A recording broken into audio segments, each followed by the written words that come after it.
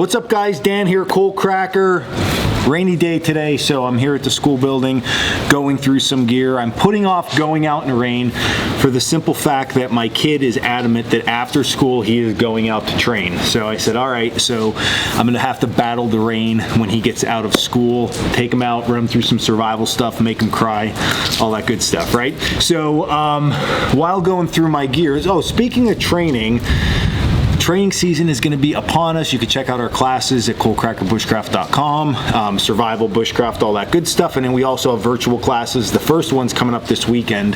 I'll put the link in the description for them. You can like sit on your cell phone and get to interact with me and listen to all my knowledge bombs and all that good stuff. But I was looking through gear because I need gear for this weekend's course, and I was thinking about swapping some gear out for this coming training season for other stuff.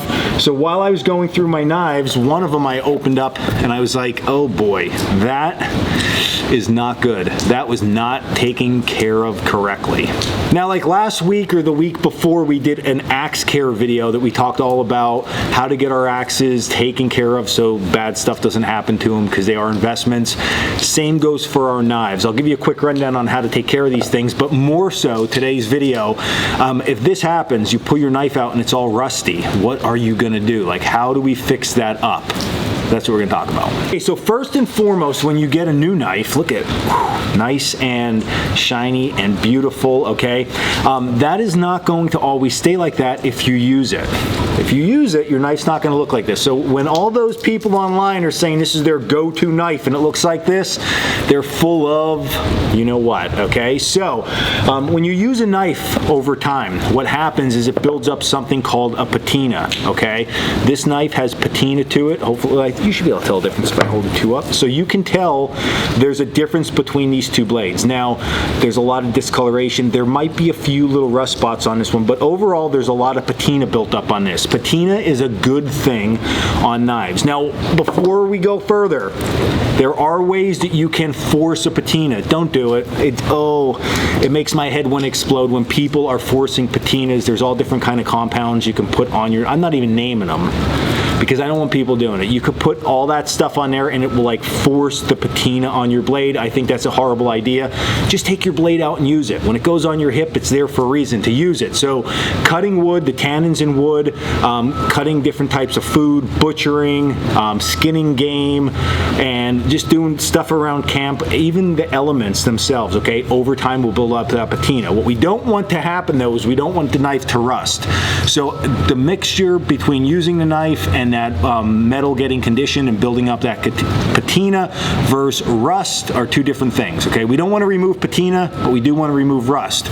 So if something like this happens, okay, that's not good. Now, there was a patina on this knife, but obviously it was totally misused by me, put away wet, or I don't remember what would have happened with this thing, but it got put away and I just didn't take care of it, so now I got to clean this thing up.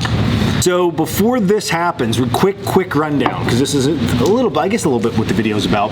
What you want to do when you bring your knives home, you want to make sure that you take them out of their sheaths, especially leather sheaths, allow the sheath to dry, because if this has a lot of moisture in it, okay, and you put a nice clean knife in there, the knife's going to absorb that moisture and get moisture on. I don't want to say absorb, it's going to get moisture on it, it's going to cause rust. So take it out, let it dry real nice, and then take your knife, and you know, these green like Brillo type pads are really nice for cleaning off debris and wiping off your blade and all that good stuff. Same with your handle, you can do that, it's going to make it all nice, and then put a nice light coat of oil on that thing and it will be good to go. Once your sheath is dried back out, you can put it away and your knife will be fine. So I would follow that protocol for sure, but if for some reason maybe you put your knife away and the sheath was still wet or whatever it may be, you might open it up to this. So we don't want this to keep happening because rust is going to keep eating away and degrading the metal on your blade itself. So first recommendation would be, maybe if you got a high quality knife, contact the knife maker, say, hey, my knife's getting rusty, you know, it's because I did this or that, instead of just saying, your knife sucks, right? Tell them what you did, and then most likely they're gonna say, well, send it back in, we can buff it and do all kinds of stuff. But most people at home don't have buffing machines and stuff like that. So I'm gonna show you what I would do if I were you and you're gonna take care of it yourself. Now, little disclaimer, I treat all my stuff as a tool. So when it goes on my hip, like I said earlier, I'm using it, right? I'm not like Ooh, let's look at that. And I know some people are into that. If you're into that, you probably want to shut this video off now because your head's gonna explode. All right, we're gonna make the internet break down. But if you're like, hey, I'm a tool guy too, I'm just using my knife. Dan, how do we get that cleaned up? Well, this is how we're gonna do it. We're gonna start with the least restrictive to most restrictive, per se, in order to get this thing cleaned up. So we're gonna start again with these green scrubber pads, and then just take your scrubber pad and start to work it over the knife itself. Now, I'm gonna give you a close-up here in a minute, but what you're gonna see when I give it a close-up is this, it's removing a little bit, but not too much. You'll be here forever trying to get this removed, so we're gonna have to go more restrictive. Now, to go more restrictive, what we're gonna do is you're gonna go to the auto parts store and you're gonna get some wet dry sandpaper that's made for metal, for car metal. And they sell all different grits. You can get variety packs. This one goes from 320 grit all the way up to 800, and then this one goes from 1,000 up to 2,500. So it's gonna depend on how bad the rust is on your knife, what you're actually going to need. For our purposes, okay, 800 grit is probably gonna be more than enough. But again, it depends on you. You get to make that decision and see where you're at. So we're gonna start with 800 grit and see if that gets rid of some of it. If it doesn't, I'm gonna have to go less. And if it's taking it off, like I'm like, this might be too quick, that's about it. But what I'm gonna say, from being a knife maker myself, even our bevel, that's like, right, you know what the bevel is, right? So the bevel itself, that grind, I don't even go to 800 grit on my knives. Personally, I don't think we need to. So 800 grit should take care of all this, okay? So let's get a little close up here and show you what we're gonna do next. All right, so you can see this absolute mayhem happening right here. If I take one of these Brillo pads and I start to do this, you can see that it's removing some of that surface rust, which, listen, might be okay. If you're like, hey, I really want, you know, just to be very minimal with this, use that, get it cleaned up, get all that off, and you will be okay. And actually, it's doing better than I thought it was gonna be doing, all right? So that's step one. If this seems like it's not working enough, what we're gonna do is we're going to move on to our sandpaper. Now, here's the thing that you need to understand with this. We're gonna think about what we're gonna call like the scratch structure, okay? Which is sort of like wood grain, okay? The scratch structure of the metal is basically when the metal, all right, grain is showing, or the grind that we put on the metal. So if you surface grind a knife, okay, and we use 1,000 grit sandpaper, it's gonna have lines in it because that sandpaper has grit to it, all right? So to make this a little bit easier, we're gonna refer to it as grain, all right? The grain on the body of your knife, this portion, not the bevel, but this portion that I'm pointing to at my tip right here, okay, is going to run from handle to tip. So it's running this direction. All right, the grain structure on your bevel, this portion, is running from your bevel line, that is your line right here, okay, where the bevel ended, up to your edge. So that runs in this direction. It runs from here down to the table, here down to the table, versus this way. So that, of course, is important, but it depends on your own personality how important that is. If you take your sandpaper and you start to just rub circles everywhere, you're gonna get circle all through this, okay? So what I would say is, for the body of your knife, we wanna sand back and forth, and for the bevel, we wanna sand this way, okay? So here's what we're gonna do. We're gonna start with this 800, and all that we're gonna do on the body here is just start to rub it. We don't have to go crazy, just nice and easy.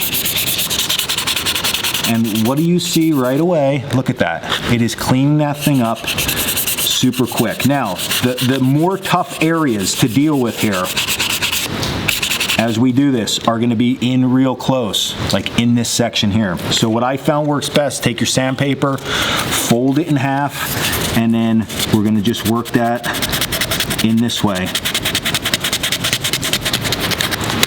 Work the whole edge there. And again, you could sit, take your time with this thing, enjoy the process of it, and you can really get this nice. What you're gonna notice as you do this, okay, that rust is disappearing, but there's still a patina built into that metal, so that's nice. Now, just to speed up for the video itself, I'm gonna go along here. So all I'm gonna do without cutting myself is I'm just going to start doing this. So you can see right now, okay, And it's just because of the way, you see I'm getting the edge where my grind line ended and my edge, all right? You're gonna have to sharpen your knife after this fact, so don't panic too much with this. I'm gonna continue this process back and forth until I get all of that cleaned up, okay? So I'm just gonna stay in there and I'm just gonna keep working with that, okay? So let me work with that a little bit and then we'll show you what we got. All right, and with some internet magic just like that, check it out. Look at from here, okay, where it's all a hot mess, to how nice we clean that thing up, okay? So it's very doable. It just takes a little bit of time. And then look at compared to the backside.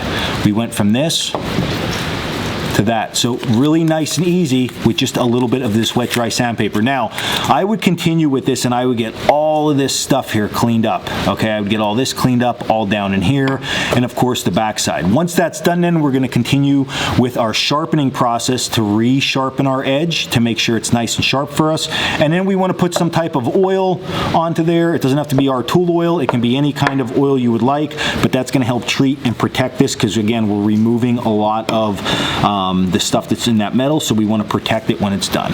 All right, guys, and there you have it. That's how you go from super rusty to super rustic and cleaned up. A very easy process, not something that you should be afraid of. But listen, before you get to this point, you should try your very hardest to take care of your blades so they don't get like this. Then you don't have to do this. But if they do get like that by accident, like this was a total accident that this happened, it's a very easy fix on your end. It's nothing that you have to panic about. You can get the job done. I know you definitely can. So if you like this video, hit like and subscribe down below. You can also check us out at Coalcracker Bushcraft for all our classes, our blog, and our merchandise. And then I also put down in the description the link to the clinics that we're having. Like I said, the first one is this coming weekend, so you can sit at home, drink some beers, listen to me, ask some questions. They're going to be super fun. So hopefully you're all into that. And then I think that's about it. So like, subscribe, hit the link, all that good stuff. Keep your knives good. And until next video, stay in the woods.